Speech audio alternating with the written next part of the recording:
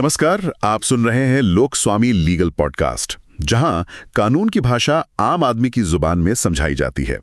लोकस्वामी.com की खास पेशकश। आज बात करेंगे धार की भोजशाला पर एमपी हाईकोर्ट के ऐतिहासिक फैसले की। जी, और ये फैसला ना सिर्फ कानूनी नजरिए से बल्कि ऐतिहासिक तौर पर भी बहुत अहम है। बिल्कुल, मतलब जरा सोचिए, एक ही इमारत है जहां मंगलवार को शंख बज रहे हैं और उसी छत के नीचे शुक्रवार को नमाज पढ़ी जा रही है। ये 2003 का एएसआई का आदेश था ना?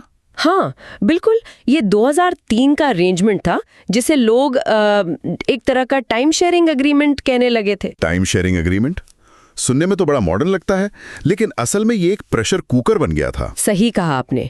देखिए, हिंदू फ्रंट फॉर जस्टिस का दावा था कि ये परमार काल का सरस्वती मंदिर है और दूसरी तरफ मौलाना कमालुद्दीन वेलफेयर सोसाइटी थी, जो इसे अपनी पुरानी कमाल मौला मस्जिद मानती थी। जी, तो दोनों पक्षों के अपने अपने ऐतिहासिक दावे थे जो सदियों से चले आ रहे थे।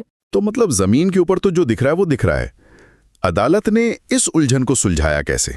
क्योंकि दोनों के दावे बिल्कुल अलग हैं। यहीं पर हाईकोर्ट ने भावनाओं की जगह विज्ञान का सहारा लिया। उन्होंने एएसआई को एक बहुत ही विस्तृत साइंटिफिक सर्वे करने का निर्देश दिया। अच्छा, वो जो 10 वॉल्यूम वाली रिपोर्ट आई है? बिल्कुल, 10 खंडों की पूरी रिपोर्ट। और इसमें सबसे बड़ा गेम चेंजर रहा जीपीआर, यानी ग्राउंड पेनिट्रेटिंग रडार। एक सेकंड, यहाँ थोड़ा रुकते हैं।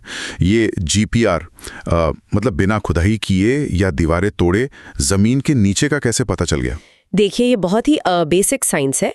जीपीआर मशीन जमीन के अंदर इलेक्ट्रोमैग्नेटिक रेडियो वेव्स भेजती है।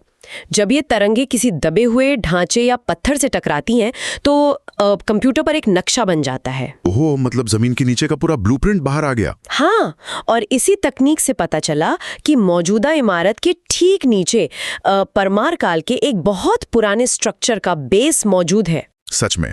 मैंने सोर्सेज में पढ़ा था कि सर्वे में 94 मूर्तियां और उनके टुकड़े भी मिले हैं। जी, 94 मूर्तियां और 150 से ज्यादा संस्कृत और प्राकृत के शिलालेख मिले हैं। 150 से ज्यादा शिलालेख?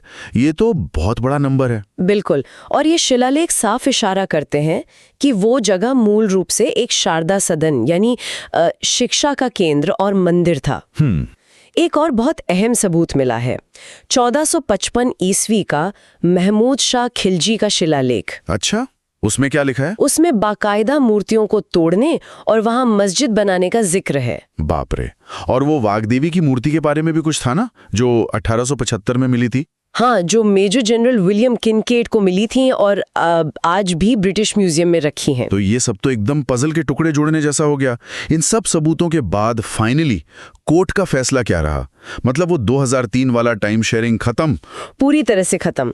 कोर्ट ने 2003 के उस आदेश को रद्द कर दिया है। अदालत ने कुल 7 मुख्य निर्देश दिए हैं। 7 निर्देश।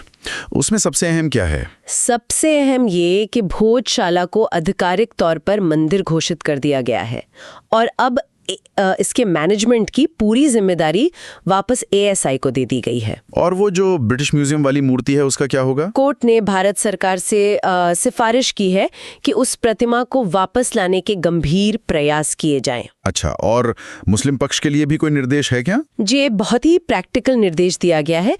अगर मुस्लिम पक्ष चाहें तो उन्हें नमाज के लिए धार में ही कोई वैकल्पिक जमीन दी जाए। ये तो पूरी तस्वीर ही साफ हो गई।